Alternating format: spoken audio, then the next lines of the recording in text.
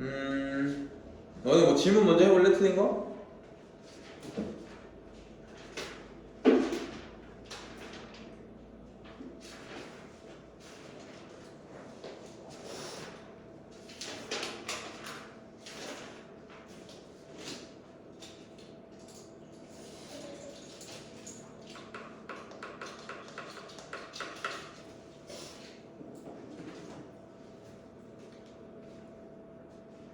아직 2명밖에 없으니까 질문 먼저 좀 하고 그 다음에 나라고 설명을 좀 해줄게.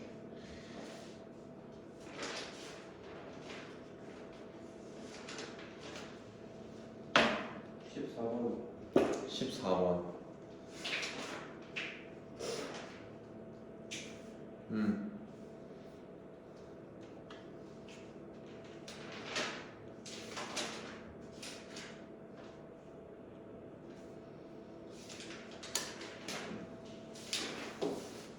쪽이냐?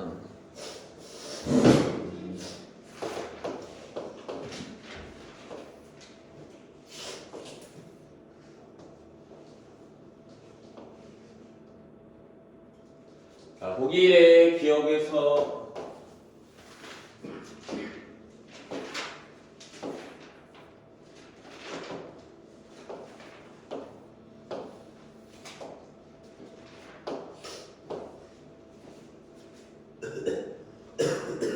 문장을 수정한 거 물어보는 건데, 봐봐.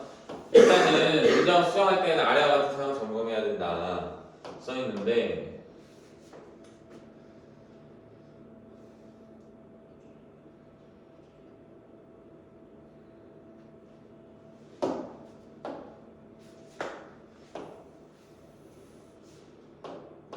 하나씩 가보자.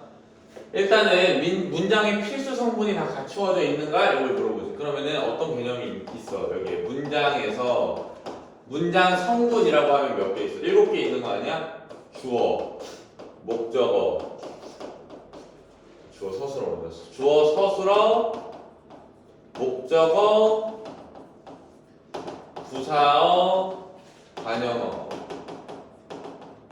그 다음에 독립어. 뭐 하나 빠지지 않았냐?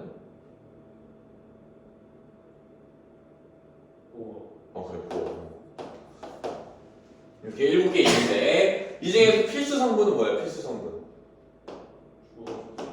주어, 서술어. 그 다음에 목적어가 꼭 있어야 되면은 그것도 필수 성분일 수 있어. 그치? 그 다음에 부사어도 필수적 부사어라는 게 있어. 맞지? 그 다음에 보어도 필수적 성분이지. 맞아? 요런 거야. 그래서 요 필수 성분이 다 갖추어져 있는가 이걸 물어보는 거고, 조사가 적절하게 사용되었는가, 뭐 어미가 적절하게 사용되었는가 이렇게 나와 있는데, 우리말에서 모든 중요한 거가 조사랑 어미야. 우리가 품사를 나누면 체언이랑 용언 이렇게 나눌 수가 있는데, 체언은 어때? 문장의 몸통이 되는 거야. 그치? 그래서 여기에서 문법적인 역할을 해줄 수 있게 만들어주는 애가 조사잖아. 예를 들면 집이라는 체언이 있어. 그럼 여기다가 집을 하면 내가 목적어가 되고, 집에라고 하면은 부사어가 되고, 집이라고 하면은 주어가 되고, 이런 식으로 되는 거 아니야? 요게 체언과 조사지. 그치? 용어는 어때? 용어는 어미가 붙는 거야. 용어는 어간에는 어미가 붙는데, 예를 들어서 가다라는 말이 있으면 가, 고, 가니, 가서 이런 식으로 되는 거지. 이런 식으로 붙으면서 얘네가 문법적인 역할을 한단 말이야. 그래서 조사랑 어미가 적절하게 사용되었는가 이걸 물어보고, 그 다음에 불필요한 의미 중복 표현이 사용되지 않았는가. 그래서 요 4가지 중에 어떤 거? 반영된 걸 고르래. 그러면 봐봐. 일단은 이런 문제를 풀 때는 여기서 바뀐 게 뭐가 있는지를 봐야 돼. 지난 여름 청소년 문화교류단에 참여하려는 학생들은 지난 여름 청소년 문화교류단에 참여한 여기가 바뀌었네. 그 다음에 학생들은 각 지역의 여기가 바뀌었네. 청소년들과 소통하고 답사함으로써 했는데 여기 뭐가 추가됐어? 유적지를 여기에 추가됐네. 맞니? 이런 식으로 3가지가 나와 있어. 그러면 참여하려는, 참여한 이 2가지의 차이를 봐야지. 지난 여름 청소년 문화교류단에 참여하려는 이 참여하다로 바뀌었잖아. 그럼 왜 바뀐 거야? 지난 여름인데 참여하려는이라는 건 미래를 얘기하는 거 아니야? 그치, 의도를 얘기하는 거, 정확하게 의도를 얘기하는 거니까. 그럼 참여하려는이 참여한이 됐다는 거는 뭐가 바뀐 거야? 뭐가? 려는이 니은으로 바뀐 거 아니야? 참여하려는에서 참여한 이렇게? 그러면은 참여하 여기가 뭔데? 간 아니야? 그 다음에 참여하 려는이랑 니은이 뭐야? 어미지. 그러니까 여기는 뭐가 바뀐 거야? 여기 체크된 여기 아니야. 디귿이네 디귿. 어미가 적절하게 사용되는가? 적절하게 사용되지 않아서 여기 바뀐 거지. 그 다음에 학생들은 각 지역의 청소년들과 써있는데 너네가 읽어보면 알겠지만은 여기 지역에 사는 청소년들과 소통했다는 거 아니야? 그러면은 지역의 청소년이 아니라 지역의 청소년이 돼야 되겠지. 이거 뭐야? 부사격 조사와 관인격 조사로 바뀐 거네. 들어 진짜 만드는 것까지 괜찮은데 입으로 다시 넣어 알겠어? 그 다음에 부사 그 다음에 관역격 조사 이렇게 바뀌는 거지. 그럼 뭐가 바뀌었어? 조사가 바뀌었지. 그럼 니은이네 니은 맞지? 그 다음에 유적지를 이라는 게 나왔어. 유적지를. 그럼 봐봐 너네가 문장 성분이 필수적인지 아닌지를 보려면 뭘 봐야 돼? 서술어를 봐야 돼. 서술어 알겠어? 그래서 이 유적지를 답사한다. 그러니까 답사한다의 목적어가 여기 없었던 거잖아. 맞아? 지역의 청소년들과 소통하고 무엇을 답사하는지가 없잖아. 그러니까 목적어가 빠져 있어서 목적어를 넣어준 거잖아. 그래서 필성문이 빠져 있었다. 그래서 이렇게 기억 이해는 되고 있어. 됐니? 뭐가 여기서 설명해 줬는데 뭐가 이해가 안 됐었던 건데? 지역을 못 찾았어. 아 그래? 간단했네. 자, 그 다음에 또 질문.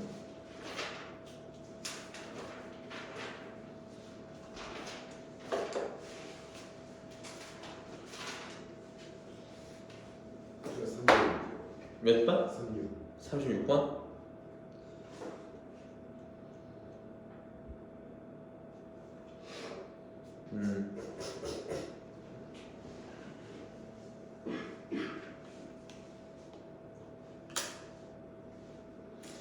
자 일단은 요 보기를 먼저 볼게.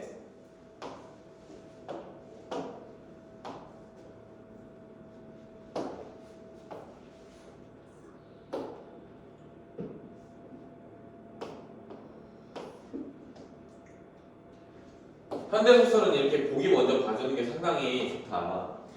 최일암에 흐르는 북은 산업화 시대의 전통 예술을 둘러싼 세대 간의 가치관 대립이래. 그러니까 여기에 뭐가 나오는 거야? 산업화 시대라는 시대적 배경이 나오지. 그 다음에 소재가 뭐야? 전통 예술이야, 전통 예술. 그치? 그래서 전통 예술을 둘러싼 세대 간의 가치관 대립이라고 하니까 우리 문학에서 세대 간이라고 하면 보통 아버지, 어머니 세대와 나 이렇게 나오는 게 맞지. 세대라는 게 그거잖아, 맞지? 그래서 과학 갈등 그리고 화해의 문제를 다룬 소설이다. 다음을 참고해 작품 감상해보자. 소통은 경험이나 가치관의 공유를 전제로하는데 뭐 요건 넘어가도 될 것 같아. 아무튼간에 요게 어떤 내용이라는 걸 우리가 알 수가 있어. 전통 예술에 대해서 세대들이 서로 다른 생각을 한다는 거야. 할아버지 세대, 아버지 세대, 나의 세대 이렇게 세 가지의 세대가 나오는데 전통 예술에 대해서 세 세대가 서로 다른 생각을 한다. 그래서 대립을 한다 요 얘기지. 그래서 이 소설 한번 읽어볼게. 빠르게 한번 읽어볼게. 정작 문제가 터져서 손님들이 돌아오고 난 후였다. 아들은 민노인을 하얗게 질린 얼굴로 다잡았다. 아들은 민노인을 하얗게 질린 얼굴로 다잡았다. 아버지는 왜 제 체면을 편판히 우그러뜨리냐는 게 항변의 줄거리였다. 그 녀석들은 아버지의 북소리를 꼭 듣고 싶어 청한 것이 아니라 자 너네가 지금 여기를 보면 이렇게 나오는데 뭐가 필요하냐면은 인물들 간의 관계 그 다음에 인물을 지칭하는 인물을 가리키는 말들 있지. 그 말들을 보고 아 얘가 얘구나. 현대소설에도 그런 게 필요해. 고전소설뿐만 아니라. 그럼 일단 아들이라는 인물과 민노인이라는 얼굴이 나오는데 여기 보면은 아들이 한 얘기를 지금 인용한 거지. 그래서 아들은 민노인을 하얗게 질린 얼굴로 다잡았다라고 하니까 아들이 손님이 있을 때 손님들이 돌아가고 난 후에 문제가 터졌다고 하니까 손님이 있었고 그치? 그 다음에 손님이 있는 사이에 무슨 일이 일어난 거야. 그 다음에 손님이 가고 나니까 아들이 민노인을 뭔가 뭐라고 질책하고 뭐라고 지랄하는 내용이겠지. 그래서 민노인을 하얗게 질린 얼굴로 잡았대. 그래서 아버지는 왜 제 체면을 판판히 울어뜨리냐는 얘기니까 지금 아들의 입장에서 민노인이 뭐 했다는 거야. 민노인이 자기 체면을 뭔가 뭐라 그래야 돼? 누그러뜨렸다. 체면을 뭔가 뭐라 그래야 되냐? 체면을 깎았다. 그래. 체면을 깎았다 이거지. 그래가지고 집시하는 거야. 그래서 그 녀석들은 아버지의 북소리를 꼭 듣고 싶어서 한 것이 아니라 그곡을 통해 자기의 면목이나 위치를 빈정되기 위해서 그러는 것이면 왜 모르냐고. 그러니까 여기 보면 우리가 보기가 중요한 이유가 이거야. 전통 예술이라고 나오는데 그 전통 예술이라는 게 내가 봤을 때는 요 북소리인 것 같아. 그치? 뭔가 북을 치고 이러는 거. 그래서 북소리를 이 손님들이 듣고 싶어서 그런 게 아니라 야 니네 아버지 별 볼 일 없이 북이나 치는 새끼지. 이러려고 이 자기가 누구겠어? 이 아들이겠지. 이 아들의 면목이나 위치를 빈정내려고 손님들이 이런 얘기를 한 거다. 그러니까 민노인이 자기 북소리를 들려달라고 손님들이 그러니까 신나가지고 막 했잖아. 그런 걸 우리 생각할 수 있잖아. 근데 아들이 그거 가지고 뭐라고 하는 거 아니야. 그래서 민노인의 괜찮은 기분을이라고 하니까 민노인은 지금 손님들한테 북소리 들려줘서 기분이 좀 좋았나 보지. 그래서 괜찮게 구석 대비로 좋아하죠. 아들 옆에서 입을 꼭 담고 있는 며느리는 차라리 더 많은 신랑이니까 며느리도 아버지에 대한 생각이 어때? 자기 시아버지에 대한 생각이 안 좋아. 맞지? 아버지의 북이 상징하는 아버지의 허랑방탕한 한평생이라고 하니까 지금 여기 보면은 서술자가 아들의 입장에서 얘기하는 거야. 그치? 그래서 아버지의 북이 뭘 상징한다고 보는 거야? 허랑방탕한 한평생을 상징한다고 보는 거야. 그래서 자기는 어떤 삶을 살고 있는데 세련된 삶을 살고 있다는 거지. 그런데 이 아버지를 뭐라고 생각해? 아들은 흠이라고 생각해.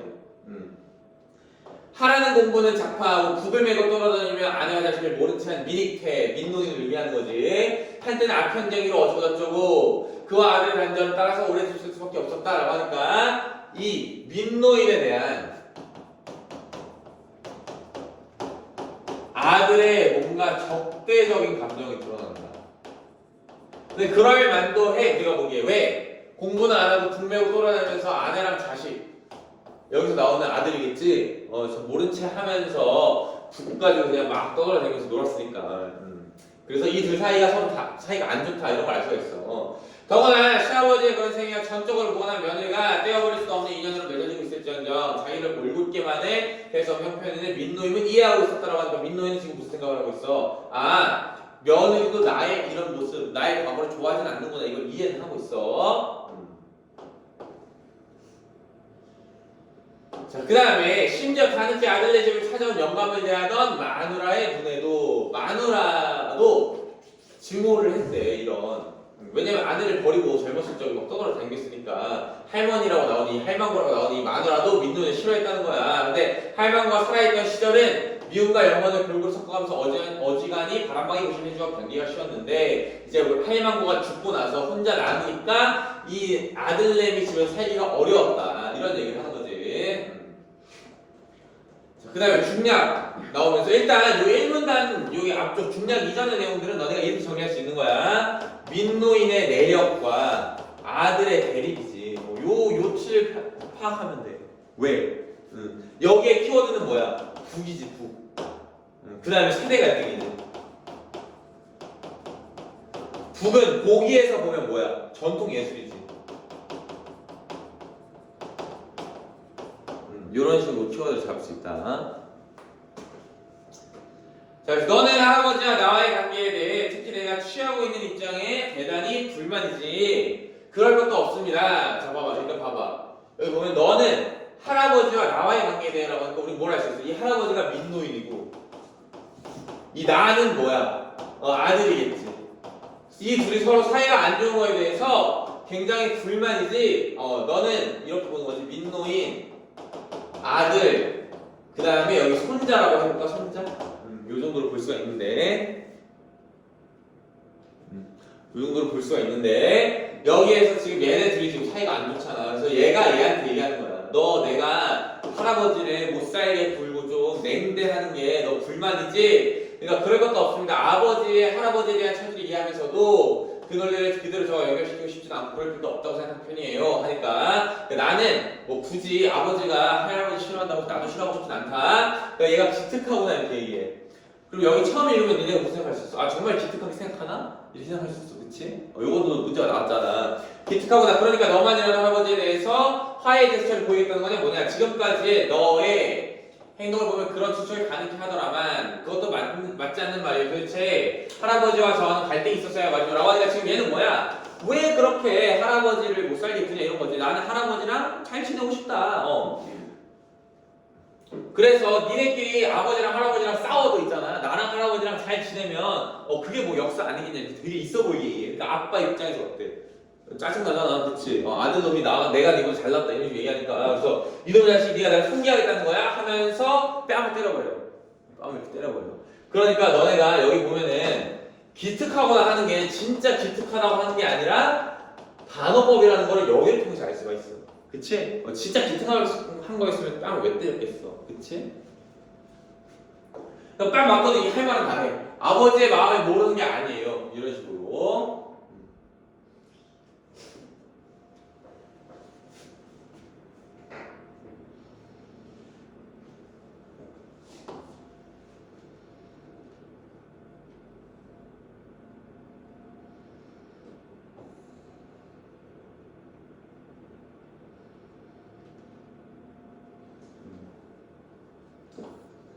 그래서 뭐 마지막에도 뭐라 그러냐면은 나는 뭐 할아버지를 뭐 어느 정도 이해하고 아버지도 이해하고 막 이런 식으로 얘기를 하는데 할아버지는 뭐 나름 예술을 했다 뭐 이런 식으로 얘기하고 있어. 여기 38번 이하고 36번 볼게.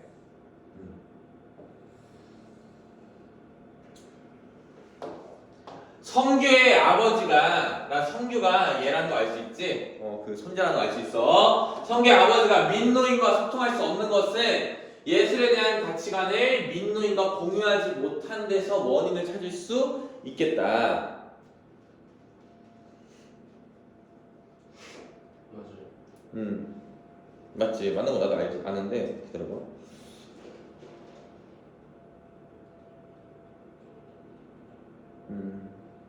그치. 자 여기 볼게. 근거를 잡아줄게. 자 보면 여기 서로가 경험을 공유하지 못하여 소통이 어려울 겁니다. 요거 가지고 만든 거지. 그러니까 만약에 이 민노인 그러니까 뭐야? 그냥 북치고 장구치고 놀러 다니는 게 아니라 나름대로 예술을 하려고 한 거잖아. 근데 민노인의 아들은 그걸 알아 몰라. 그걸 이렇게 어려운 말로 쓰는 거야. 민노인과 예술에 대한 가치관의 경험을 공유하지 못했다. 이런 식으로. 성규가 자신의 아버지와 소통할 수 없는 것은 민노인의 예술가로서의 삶에 대한 스스로 가치관이 서로 다르다. 그치? 봐봐. 여기 글에 보면 뭐라 써있어? 민노인이 예술을 완성하지 않았다고 생각해. 누구는? 아들은. 그치? 성규는 어느 정도 완성을 했다고 생각하지. 그래서 그 말을 근데 민노인이 자신의 아들에게서 예술가로서의 삶을 이해받지 못하고 정리된 것은 아버지로서 존재 가치를 인정받지 못했다. 민노인이 아들에게서 그치. 아버지로서 존재 가치를 인정받지 못했다. 그래서 원래는 얘네가 어떤 소통을 통해서 자신의 존재 가치를 인정받았어야 됐는데 민노인은 아버지로서 옆에서 했어 못했어. 아들 입장에서 못했잖아. 왜? 아내랑 자기 버리고 북치고 왔다 갔다 하면서 다녔으니까. 그래가지고 요 화해를 이끌어내려는 아니요. 존재 가치를 인정하지 못했기 때문에 그렇다. 성규가 민노인에게서 예술적 재능을 인정받으려 한 것은 자신의 아버지와 민노인 간의 화해를 이끌어내려는 노력이다. 자, 봐봐. 일단 첫 번째로 성규가 민노인에게서 예술적 재능을 인정받으려고 하니? 아니야. 그러니까 여기는 어떤 내용이야? 근거가 없는 부분이야. 근거가 없는 부분. 그치? 지문에도 없고, 보기에도 없고, 그 아버지와 민노인 간의 화해를 막 이끌어내려고 하지도 않아. 그냥 아버지는 아버지대로 나는 이해하니까 나랑 할아버지 사이까지 뭐 이렇게 하지 말아라 이런 얘기지. 성규의 아버지가 민노인이 평화한 노인을 살기를 바라는 것은 사회관계에서 자신의 존재 가치를 인정받는데 민노인의 예술가로서의 삶이 그렇지. 봐봐. 이게 무슨 얘기냐면 지금 보면 성규의 아버지는 어때? 자신의 세련된 입신이 뭐야? 우리가 입신 양명할 때 그 입신이야. 사회적으로 뭔가 성공하는 거. 세련된 입신을 하려고 하는데 이 민노인이 평범한 노인이 아니잖아. 그러니까 자꾸 방해가 되는 거야. 옛날에 붙이면서 다녔던 뭔가 날라리였다라는 것 자체가 짜증이 나는 거야. 그래가지고 예술가로서 잘 방해가 된다고 판단했기 때문에 민호는 싫어하는 거다. 이 정도로 보면 될 것 같아. 됐니? 그 다음에 또 몇 번? 번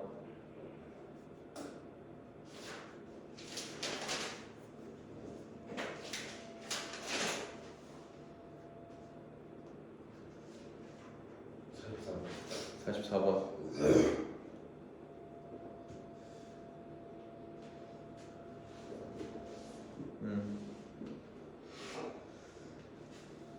자, 요거는 간단하게 보면 어때? 얘가 뭘 다 빌려가지고 여자를 꼬시려고 하는 거 아니야? 맞지? 그런 내용이야. 자, 그럼 볼게. 44번.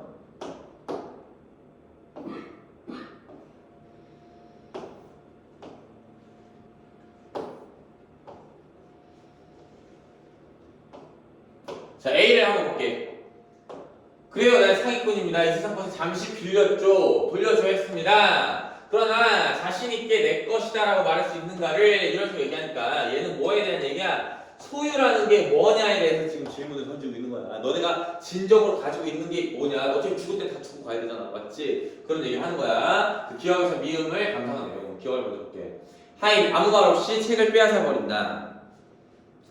우리 삶의 모든 것이 빌린 것이며 정해진 시간이 되면 되돌려줘야 한다. 맞지? 그런 얘기 어디 있어? 여기 써있지. 자신있게 내 거라고 말할 수 있는 건 아무것도 없어. 다 빌린 거다. 그러니까 잠시 빌려가진 거다. 시간이 되면 다 돌려줘야 한다. 그래서 1번은 맞는 말이고. 자, 니은.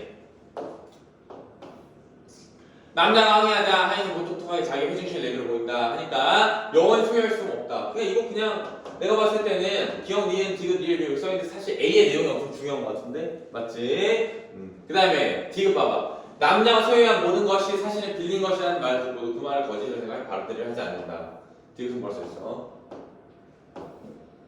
여자 얼굴을 외면한 채 걸어 나간다.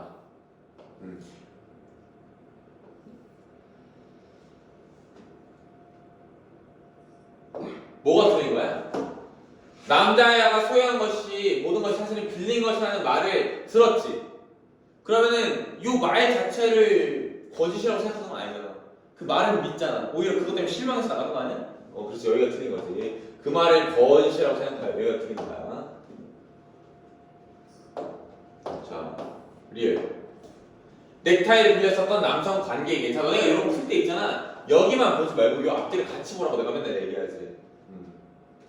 그래서 빌렸던 거니까 소중하게 아꼈다가 되돌려 드렸지요. 이러면서 당신을 빌리는 동안에 이렇게 잘 사랑해주겠다 이런 얘기잖아. 맞지? 그 다음에 여기 증인이 있지. 어디에? 이 시계를 빌렸던 남성 관계.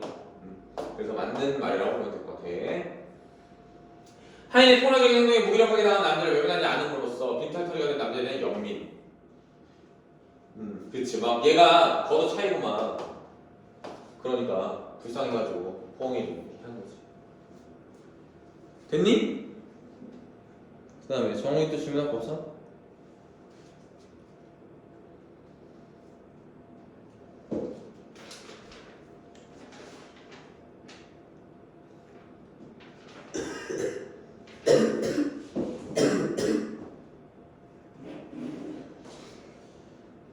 없으면은 비문학을 좀 볼게. 몇 번 볼 거냐면 27번.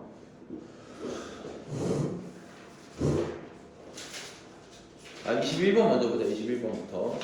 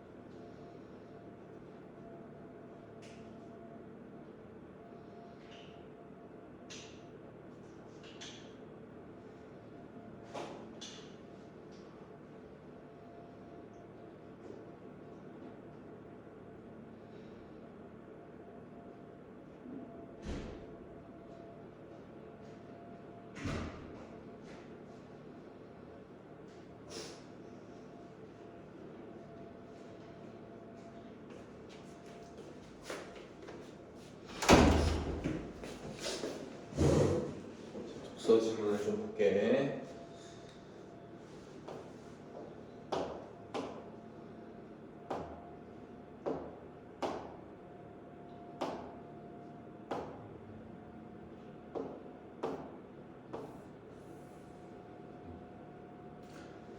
독서는 니네가 어떻게 해야 돼? 그냥 내용만 공부한다 이런 식으로 생각하지 말고 어떤 식으로 읽어야 되는지 그런 걸 알아야 돼. 그래서 수능 독서를 잘 하려면 여러 가지 이제 요소들을 너네가 공부를 해야 되는데 그 중에 중요한 거가 일단 글의 구조 이런 거야.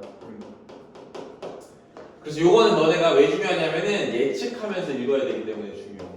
앞으로 이런 내용이 나오지 않을까? 저런 내용이 나오지 않을까? 이런 걸 생각할 수 있어야 돼. 그러니까 요거는 어떤 내용으로 좀 구체화할 수 있냐면 너네가 봤을 때 1문단을 내가 읽는 게 중요하다고 그러잖아. 맞지? 그래서 1문단을 읽으면서 얘가 이런 식의 내용이 나오겠구나. 요런 걸 좀 생각을 해야 돼. 그 다음에 이게 왜 그런 거냐면은 수능 같은 경우에는 사실은 수능 독서 지문들이 너네는 좀 싫거나 뭐 그럴 수 있지만 사실 굉장히 친절한 애들이야.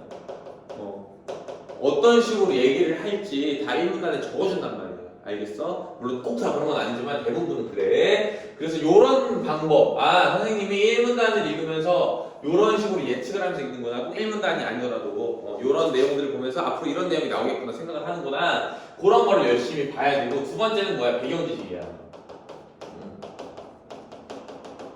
요것 때문에 요게 아주 중요해. 나도 솔직히 문학보다 독서를 더 좋아하거든. 근데 그 이유 중에 하나가 내가 요게 좀 풍부해.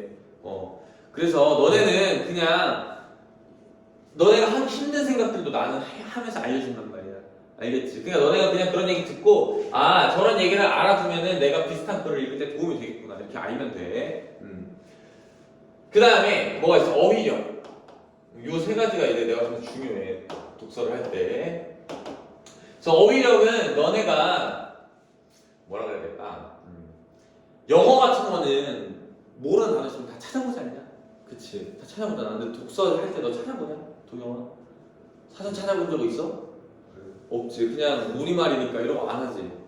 그러면 안 돼. 알겠어? 모르는 단어 나면 찾아봐야 돼. 너네가 그냥 이런 대충 이런 뜻이겠지라고 하면 넘어가잖아? 그러면 반드시 그게 나중에 믿는 발목을 잡아.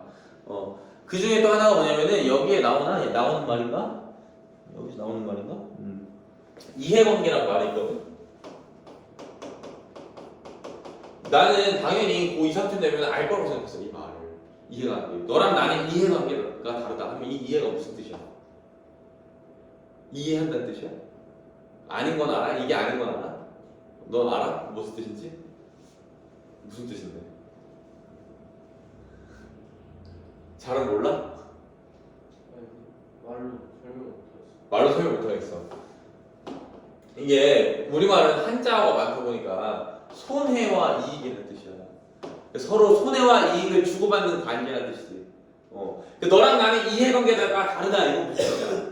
같은 짓을 했을 때 너랑 나랑 얻을 수 있는 손해와 이익이 서로 다르다는 거야. 그러니까 이익이니까 다르다 이거지.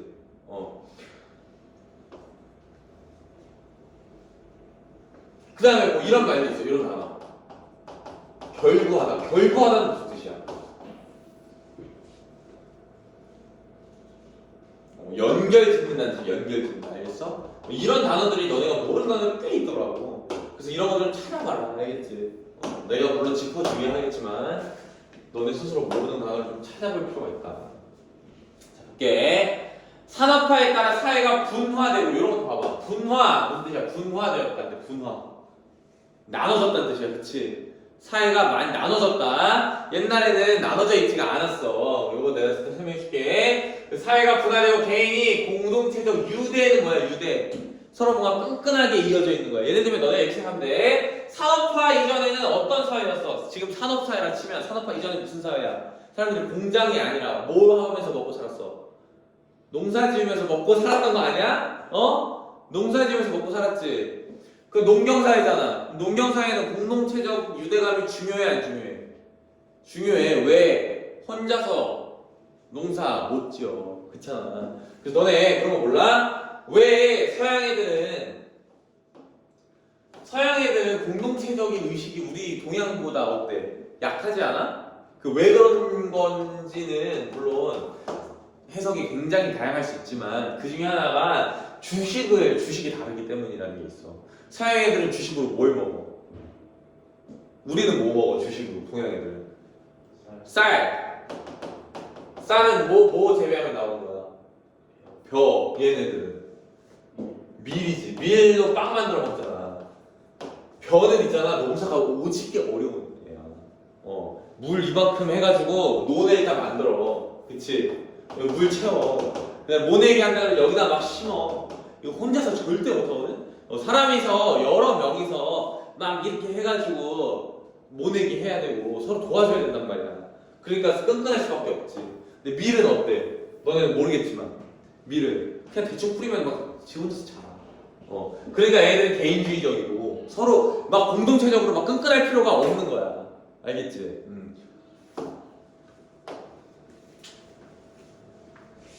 그래서 아무튼 간에 근데 서양이든 동양이든 간에 산업화가 되면서 사람들이 더 개인주의적이 된 거는 있어. 오케이? 그래서 그런 거를 뭐라 그래? 개체화라고 하죠. 개체화. 울리히 백과 지금부터 바우만은 현대의 개체화 현상의 사회적 위험 문제와 연관시켜 진단한 대표적인 학자들이다. 자 봐봐. 너네가 그냥 읽으면 되는 게 아니라 1문단을 명확하게 읽어줘야 돼. 어떻게? 현대의 개체화 현상에 대한 내용이 나올 건데 첫 번째 울리히 백이라는 사람과 두 번째 바우만이라는 사람 이렇게 둘에 대한 얘기가 나올 거다. 근데 얘네들이 뭐에 대해서 얘기할 거야? 개체화 현상에 대해서 얘기할 거다. 뭐랑 관련해서 위험 문제랑 연관시켜서. 알겠어? 사실 사회 분화와 개체화는 자본주의적 산업화 이래로 지속된 현상이다. 그러니까 사회가 서로 나눠지고 사람들이 개인주의적이 되는 것은 자본주의가 들어오고 나서 지속되는 현상이래. 그런데 20세기 중반 이후부터는 세계화를 계기로 개체화 현상의 과거와는 질적으로 달라졌다. 그러니까 원래 이 얘기는 지금 무슨 얘기야? 세계화를 계기로. 자 보면은 사회분화와 개체화라는 거는 자본주의 산업화 18세기에 증기기가 만들어지고 산업화가 이루어진 이후로부터 쭉 있었다는 거야. 근데 산업화는 18세기잖아, 그치? 그런데 20세기 중반부터는 세계화가 되면서 개체화 현상이 완전히 달라졌다. 그만큼 더 심해졌다는 거거든. 그럼 너네가 세계화라는 거 뭐라고 이해하고 있니? 그냥 세계화가 뭐야? 세계 사람들이 위아더 월드 이렇게 되는 게 세계화야? 근데 위아더 월드 이렇게 되려면 뭐가 필요했는데? 교통이랑 통신의 발달이야. 알겠어? 이런 게 니네가 중요한 거야. 독서를 풀면서 세계화라고 했을 때 교통, 통신의 발달 이런 식으로 생각해주는 게 중요해. 그래서 교통과 통신 수단의 발달에 따라 국경을 넘나드는 자본과 노동의 이동이 가속화되었고 개인에 대한 국가의 통제력도 현저하게 약화되고 있다. 그러니까 개인에 대해서 국가가 통제도 잘 안 돼 이제. 그치? 옛날에는 나라에서 족가라 그러면 족같단 말이야 사람들이. 근데 지금은 안 그래. 지금은 우리 솔직히 얘기해봐. 니네 군대 다 끌려가잖아. 맞지? 군대 다 끌려가는데 전쟁 나면 사람들이 다 목숨 걸고 싸울 것 같아 솔직히? 내가 봤을 때 반 이상 도망갈 것 같은데. 그렇지 않아? 나는 모르겠어. 전쟁 간다 그러면 나는 도망갈지 어떨지 모르겠는데 난 도망갈 것 같진 않은데 어쨌든 싸우기 족같을 것 같아. 옛날에는 어땠어? 우리나라 우리가 지키자 막 이런 게 있었잖아. 지금 없다고. 맞지? 국가의 통일력도 현저하게 약화되고 있다. 또한 전 세계적인 노동시장의 유연화 경향에 따라서 정규직, 비정규직, 생산직, 사무직과 다양한 형태로 분절화된 서로 나누어진 노동자들이 이제는 계급적 연대 속에서 이해관계를 공유하지 못하게 된다. 여기 이해관계가 많이 나오네. 자, 이걸 설명해 줄게. 그러니까 너네가 요 글을 정말 제대로 이해하려면은 계급적 연대가 무슨 말인지를 알아야 돼. 봐봐. 개체화라는 거는 뭐라고 했어? 내가 아까 개체화라는 거. 개체화는 사회적으로 개인주의적이 되는 거야, 사람들이. 알겠어? 그러면은 개체화가 되면서 뭐가 어려워졌어? 계급적 연대가 어려워졌는데 이 개체화라는 거는 언제부터 지속되어 왔다고? 자본주의 때부터. 그럼 자본주의라는 말부터 내가 좀 설명해 줄게. 자본주의가 있을 때 너네 자본이란 말을 이해해야 돼. 자본이 뭐야? 라고 하면 니네 뭐라고 할 거야? 돈. 그치 맞아. 근데 돈이랑 자본이랑 같은 말이 아니야. 그러니까 내가 지금 이렇게 얘기하는 거지. 돈이 더 큰 거야. 자본은 돈 중에서 어떤 것만 자본이라 그래. 그래서 어떤 거가 뭐냐면은 생산수단이야, 생산수단. 무슨 얘기인지 알겠어? 내가 커피 한 잔 마시려고 커피 전문점 스타벅스에 가가지고 10,000원 내가지고 먹었어, 커피를. 그때 내가 낸 10,000원은 자본이 아니야. 알겠어? 그냥 돈이야. 소비가 된 거야. 그럼 자본, 돈 중에 자본이라는 건 뭐야? 이런 게 자본이야, 이런 게. 알겠어? 돈을 버는 데 쓰이는 돈들이 자본이야. 그러니까 꼭 돈이 아니더라도 돈을 버는 데 쓰이는 어떤 생산수단. 그러니까 처음에 자본주의가 막 나오기 시작하면서는 뭐라고 생각해지겠어? 공장이겠지, 공장. 그러면은 사회가 원래 굉장히 뭐라 그래야 되지? 계층화되어 있었어. 어떤 식으로? 왕족, 귀족, 그치? 그 다음에 뭐 기사, 서양으로 치면, 그 다음에 농민들, 농노들, 노예들 이렇게 다양하지 않았어? 자본주의가 생기고 공장이라는 게 중요한 생산수단이 되면서 세계가 둘로 딱 나뉘는 거야. 단순하게 얘기하면 어떻게 나누는 거야? 자본가랑 노동자로 나뉘는 거지. 좀 유식한 말로 뭐라 그래, 자본가는? 혹시 알아? 부르주아, 그래. 부르주아라고 그러고. 얘네들은 뭐라 그래? 얘는 좀 어려워. 들어본 적 있을까? 프롤레타리아. 그러니까 이런 상황에서는 얘네끼리 뭐가 가능해? 연대가 가능해. 연대가 뭐야? 시발 족가 이거야. 뭐야? 택배 회사들 파업하고 이런 게 연대잖아. 맞아? 그게 가능했다고. 근데 지금은 어때? 안 돼. 왜 안 돼? 이렇게 단순하게 나눠져 있지가 않아. 그치? 그러다 보니까 이게 이 얘기야. 노동시장이 다양해지고 분절화, 나눠지다 보니까 다양하게 서로 직급이나 직업이나 하는 일들이 다 나눠지다 보고 생산 수단을 가지고 있는 자, 못 가지고 있는 자 이게 아니라 그냥 어떻게 되는 거야? 내가 얼마를 벌고 무슨 일을 하고 이게 다 사람들마다 다르다고. 그러니까 이렇게 노동자들이 분절화돼가지고 계급적 연대가 안 된다. 그래서 이해관계가 공유되지 않는다. 무슨 뜻이야? 이해관계가 서로 달라질 수밖에 없다. 백과방어는 계층화의 이러한 가속화 추세에 대해서 인식의 차이를 보이지 않는다. 그러니까 백이랑 바우만 너네가 봐봐. 1문단에서 이미 이걸 이해해야 돼. 뭘 이해해야 돼? 백과 바우만은 다 같은 주장도 있을 거고 다른 주장도 있을 거야. 이걸 이해해야지. 맞아? 그런데 봐봐. 그럼 여기가 너네가 이렇게 나왔을 때 여기가 밑줄을 긋고 꼭 밑줄을 긋지 않더라도 이 부분이 무슨 내용이야? 백과 바우만이 서로 똑같이 생각하는 부분이야. 맞아? 그걸 생각해야 돼.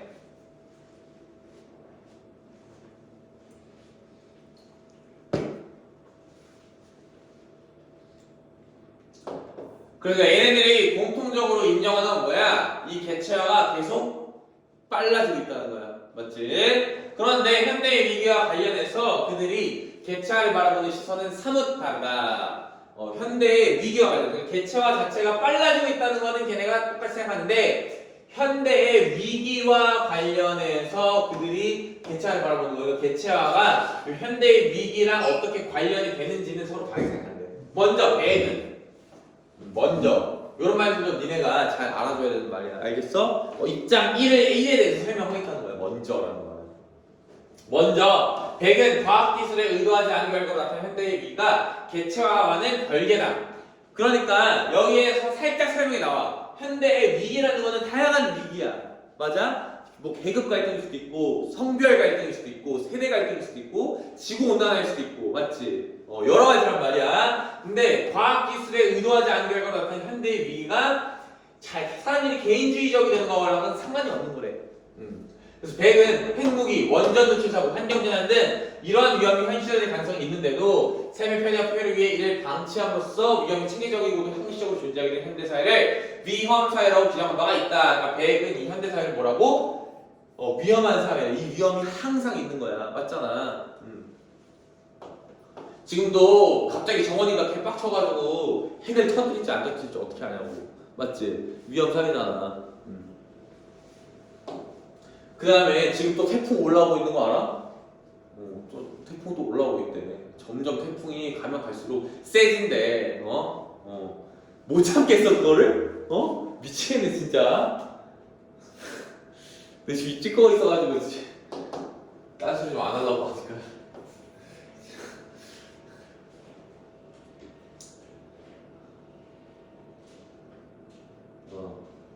봐봐. 그래서 현대의 위험은 과거와 달리 국가 기반 관리하고 곱하기적 영향을 미친다. 이런 얘기야. 예를 들어서 과거의 위험은 어때? 전쟁 같은 거 생각해봐. 전쟁 같은 거. 그럼 전쟁은 누구만 죽어? 군인들만 죽는 거 아니야? 근데 요즘엔 전쟁 터지면 군인들만 죽니? 민간인들 다 뒤지잖아, 그치? 그러니까 국가와 계급을 안 가리고 그냥 다 파괴해버리는 게 현대의 위험이야. 그런데 백은 현대인들이 개체화되어 있다는 바로 그 조건 때문에 오히려 사람들이 뭘 해? 연대해. 그러니까 얘는 이렇게 생각하는 거야. 이 현대에 있는 위험이라는 것이 어때? 계급과 국가를 가리지 않아. 이런 게 상관이 없어. 그러니까 돈을 잘 버는 새끼든 못 버는 새끼든 잘 사는 나라든 못 사는 나라든 우리 다 같이 힘을 합쳐서 이 위험을 극복하자 이렇게 얘기할 거란 얘기야. 맞지? 자, 그 다음에 한편 마우만은 개체화된 개인들이 삶의 불확실성 속에서 현재를 모색하게 된 현대를 액체시대로 정의한다. 이거 무슨 얘기냐면 사람들이 불확실하게 산다는 거야. 현대인의 삶과 사회 전체가 가변적이고 변할 수가 있고 변할 수가 있다는 뜻이야. 뭔가 이 사회 전체가 자꾸 금방금방 바뀐다는 뜻이거든. 그런데 얘는 그래서 뭐라고 봐? 개체화 현상 자체가 위험하다 이렇게 보는 거야. 액체시다라고 얘기를 하면서 그러니까 이런 식이야. 삶의 조건을 불확실하게 만드는 개체화 현상 이렇게 나오지. 그럼 너네가 여기서 이런 걸 생각해 봐야 돼. 개체화 현상이 왜 삶을 불확실하게 만드는 거야? 옛날에는 개체화 이전에 어땠어? 공동체적이었지. 니네의 삶이 지금 불행할까? 아니면은 니네가 더 행복하게 살고 있는 걸까? 아니면은 몇백 년 전에 고려 시대에 태어난 조선 시대에 태어난 애들이 더 행복하게 살까? 솔직히 고려 시대, 조선 시대 때 노예들이 더 행복했을까? 노비들이. 내 생각엔 그래. 왜 걔네들이 애초에 딴 생각이라는 걸 못해. 그냥 사회에서 야, 너는 최씨 집안 노비야. 주인님이 하는 거 잘 하면 돼. 알겠어? 이렇게 얘기하면 아무 고민도 안 하고 그냥 그렇게 사는 거야. 맞잖아. 근데 지금 어때? 그게 돼 안 돼? 공동체라는 게 없잖아. 니네한테 이거 해라고 하는 게 있어? 없어. 그냥 니들 절대로 하라는 거잖아. 근데 니네는 어때? 뭐 하고 싶은지를 모르잖아. 그러니까 불확실한 거야. 맞지? 그러다 보니까 다음 세계 속에서 소수의 특권 계급을 제외한 대다수의 사람들이 그냥 무한 경쟁에 내몰려. 내 빈부격차에 따라서 생존 자체를 위협받아. 그러니까 그런 생각이 들지. 인간 자체들이 그냥 너무 많아. 맞지? 그러니까 부자들이나 좀 정치 고위직에 있는 사람들이 너네들 한 명 한 명이 소중하다고 생각할까? 아니야. 그냥 우리 같은 서민들은 그냥 당장 죽어도 상관없다고 생각할 거야. 그러니까 정치를 그따로 하는 거니까. 그래가지고 아무튼 이렇게 얘기하는 건데 얘가 치명적으로 본 게 뭐래? 이 사람들이 서로 협력할 수 있는 연결고리를 못 찾아. 사람들이 협력, 연대 이런 거를 안 하고 그냥 각자 도생을 해야 된다는 거야. 그러니까 공포가 내면화돼가지고 극복 의지도 없고 그냥 도피하고 자기 방어만 하고 이렇게 된다. 그래서 우리는 뭐 할 수 없다? 이 현대적인 위기를 넘어설 수, 극복할 수 없다. 이런 개체화된 상황 속에선 이렇게 얘기하는 게 바우만이야. 그러니까 현대의 위기와 개체화 현상을 보는 거를 긍정적으로 본다기보다는 뭐 문제가 극복이 가능하다 정도로 보는 게 누구야? 백인 거고. 부정적으로 봐서 우리는 이 개체화된 현상 속에서는 이 위기를 극복할 수 없다라고 보는 게 바우만인 거지. 맞지? 이 정도로 생각하면 간단해. 그러니까 이런 게 내가 얘기하는 큰 틀에서 보고 글의 구조를 알아야 된다는 거야. 알겠지? 내가 뭐 어렵지 않게 풀었을 거야. 이런 얘기를 해주려고 하는 거고. 자, 그 다음에 하나 더 보고 좀 쉴게. 요거 보고. 법지문인데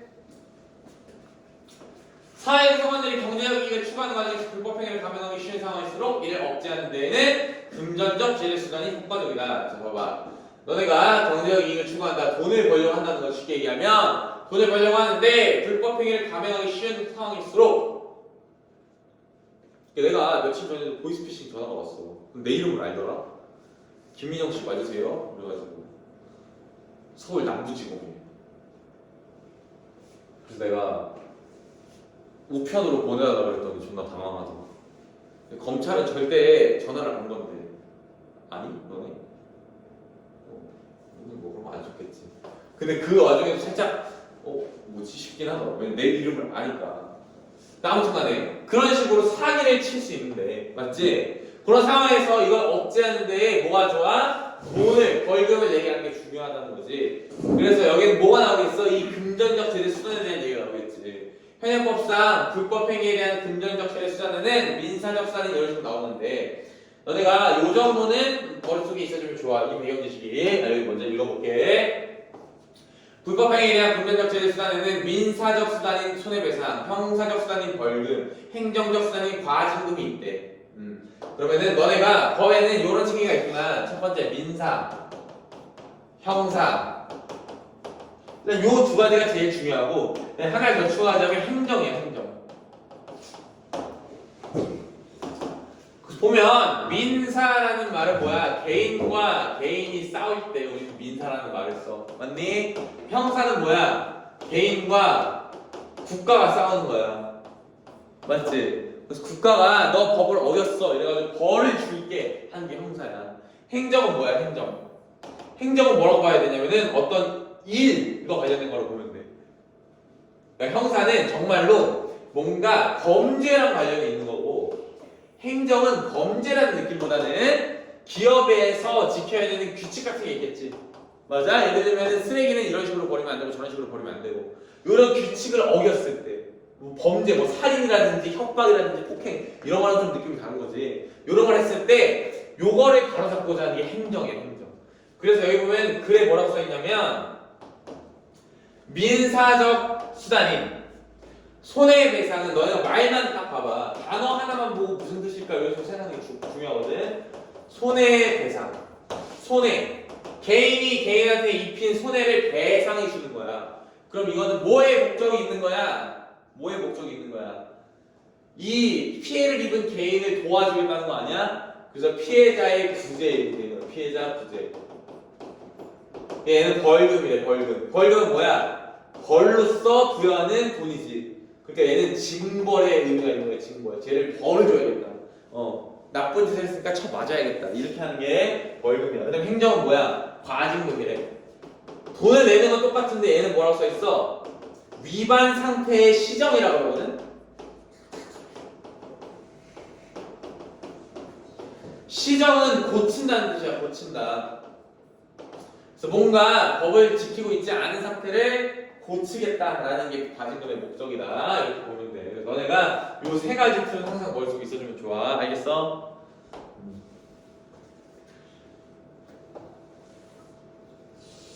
자, 그 다음에 보면은 너네가 법이라는 게 내가 누누이 말을 하지만 법이라는 게 정해져 있지 않아.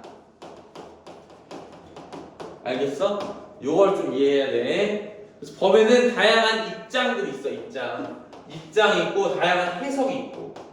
그러니까 수능은 보통 법이라는 게 이런 법이 있어요에서 끝나는 게 아니라 어떤 입장들을 여러 개를 알려주거나 법을 이런 식으로 해석할 수 있고 저런 식으로 해석할 수 있다 이런 식으로 나오는 거야. 그럼 봐봐. 보면은 어떤 기업이 담합이 뭐야? 얘를 담합이라는 건 가격을 정해놓는 거야. 가격을 정해가지고 예를 들면은 스타벅스랑 스벅이랑 투썸이랑 우리 커피값을 7,000원 이하로 내리지 말자 이렇게 담합을 하는 거야. 그러면은 소비자들이 엄청 필 있겠지. 맞아? 왜냐면 자본주의에서 엄청 중요한 것 중에 하나가 뭐야? 가격 경쟁 아니야? 서로 가격을 경쟁해가지고 내가 더 많이 팔 거야. 이러고 싸게 파는 애들이 있으니까 소비자들이 이득을 얻는 거 아니야. 내가 커피 같은 거 1,500원에 팔잖아. 그러니까 이 가격 경쟁이 중요한데 같은 업종끼리 우리 가격을 무조건 비싸게 받자 이렇게 약속하는 게 담합이란 말이야. 그래서 제품별 인상했다가 걸리게 되면 그 기업들은 피해자에게 손해배상 소송을 제기당하거나, 그러니까 피해자들이 피해를 입었으니까 이 손해를 배상하라라고 얘기를 제기당하거나, 아니면 법을 어겼으니까 벌금형도 받고, 근데 행정기관한테 과징금도 받을 수 있는 거야. 이렇게 세 가지를 한 번에 받을 수 있는 거야. 그리고 얘네들은 돈을 몇 번 내야 돼? 세 번 내야 돼, 맞지? 그런데 하나의 불법행위에 대해서 세 가지 제재가 내려져도 이 목적이 달라. 배상 뭐라고 했어? 아까 피해자 구제, 벌금은 벌 주는 거, 징벌, 과징금은 위반 상태의 시정, 이렇게 세 가지라고 했단 말이야. 이렇게 세 가지가 있으니까 목적이 다 달라서 중복적인 제재는 아니다라는 것이 법원의 판단이래. 여기는 너네가 단순 사실일 수도 있지만 어떤 입장이라고 이해를 해줘야지 법지문을 더 제대로 이해하는 거야. 알겠어? 이 세 가지를 중복제재로 보지 않는다라는 입장. 자, 그런데 우리나라에서는 기업이 불법행위를 해. 그러면 손해배상 소송을 하거나 벌금이 부과되는 사례는 드물대. 야, 너네가 이걸 읽으면 이렇게 하는 거지. 자, 손해배상. 머릿속에 이 부분을 읽을 때 이미 민사, 형사, 행정 이렇게 세 가지가 머릿속에 있으면서 기업이 우리나라에서는 불법행위를 했을 때 민사도 잘 소용이 없고 형사도 잘 안 돼. 그치? 과징금이 그 역할을 다 한대. 그러면은 너네 만약에 쓰레기 만들어버리면은 벌금 존나 많이 때릴 거야. 이렇게 할 수 있잖아. 근데 그렇게 해도 만약에 적발이 안 되면 과징금을 올리는 방법으로는 억지로 유지하는 데 한계가 있대. 그치. 그러니까 아무리 내가 옛날에 무단횡단 해가지고 2만원 뗐거든? 2만원 뗐었어. 근데 만약에 우리가 무단횡단하면 20만원 벌금이 있어. 그럼 사람들이 무단횡단 하겠니? 안 하겠지. 그치. 그런데 만약에 거기 어떤 길에 있는 횡단보도가 사람들이 잘 안 다니는 데야. 경찰도 없고 그냥 아무도 없어. 그럼 벌금 20만원이라도 사람들이 무단횡단 존나 하지 않을까? 왜 걸릴 일이 없으니까. 지금 그 얘기 하는 거지. 과징금을 올리는 방법만으로는 억지로 유지가 한계가 있다. 또한 피해자에게 기속되는 손해배상금과는 달리, 그러니까 봐봐, 기속된다, 속한다 이거지. 손해배상은 기업이 잘못을 해서 소비자들한테 보상을 해준 거잖아. 배상을 해주는 거잖아. 그런 거는 소비자들이 돈을 받게 되니까 이득이란 말이야. 내가 피해를 받았어도 이득인데, 지금 벌금이나 과징금은 어때? 나라가 가져간단 말이야. 나라가 가져가면 피해자는 전혀 도움이 안 돼. 그냥 손해받고 끝이라고. 그러니까 적발 가능성이 매우 낮은 불법행위에 대해 억지를 높이면서도 손해배상을 더욱 충실할 수 있는 방안이 요구되는데, 그 방안 중에 하나가 징벌적 손해배상 제도래. 징벌적 손해배상 제도. 얘네들은 지금 글의 구조가 이렇게 있는 거야. 법에 대한 어떤 입장을 주는 거야. 이 입장이 뭐였어? 이 입장이 민사, 형사, 행정 이렇게 세 가지가 있는데, 요 세 가지를 한 번에 해도 중복이 아니라는 입장을 줬어. 그 다음에 실제적인 사례를 준 거지. 실제적인 사례가 뭐야? 예시, 사례까지 아니고 약간 예시. 실제적인 경우 어디? 우리나라. K 기업들은 뭐야? 여기는 잘 안 되고 요거만 안 돼.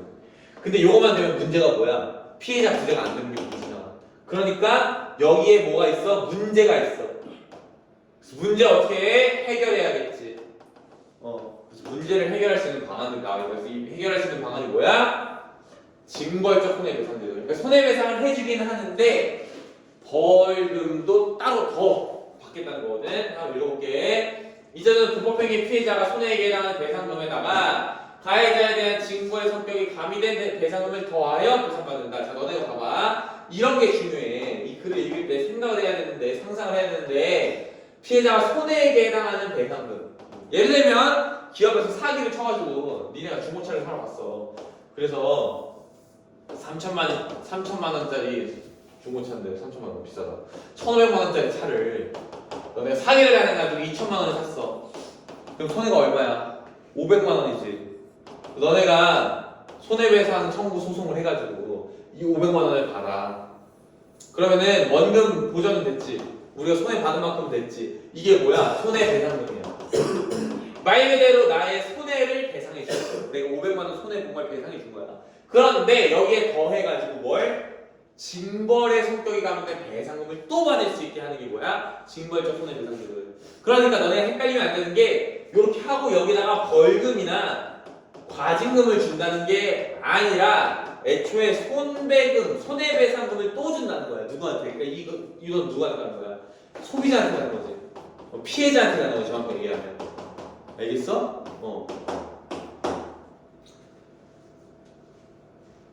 그래서 일반적인 손해배상제도에서는 피해자가 손해액의 초과를 배상받는 거야. 그러니까 너네가 그걸 읽으면서 요거 전체가 다 배경지식이라고 생각하면 너무 좋아. 왜? 보통 손해배상제도에서는 피해자가 손해액을 초과해 배상받는 것이 불가능하다. 그러니까 이거는 일반적인 법의 어떤 정해진 입장이야. 이런 거 하나 알고 있으면 되게 도움이 되겠지. 맞니? 근데 징벌적 손해배상제도에서는 그게 가능하대. 이 제도는 민사수단인 손해배상제도이면서도 피해자가 받는 배상금만의 벌금과 비슷한 성격이 가미된 배상금이 포함된다는 점에서 중복제재 발생과 관련하여 의견이 엇갈리면 하니까 얘는 뭐야? 무슨 얘기야? 이 징벌적 손해배상제도가 중복제재냐 아니냐에 대해서 찬반이 있다는 거지. 그런 다음에 여기 이 제도의 반대론자들은 나오니까 여기에 찬반이 나오겠다.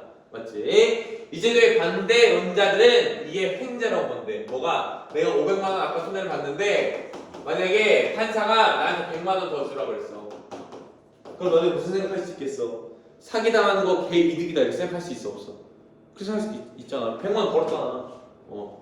그래서 그 얘기야, 그 얘기. 그 다음에 중복제재가 된다 이 얘기도 있고. 반면에 찬성론자들은 징벌적 성격이 가미된 배상금들을 피해자의 소송을 위해 들인 시간과 노력에 대한 정당한 대가로 보는데. 그러니까 여기 이 100만 원을 받은 거를 횡재로 볼 것이냐 아니면 정당한 대가로 볼 것이냐 이렇게 두 개로 나눠가지고 본다는 거야. 여기에는 횡재라고 보는 애들은 반대하는 거고 정당한 대가로 보는 애들은 찬성을 보는 거지. 근데 소송 한번 하면은 돈이랑 시간이 엄청 들어간다는 거야. 되니?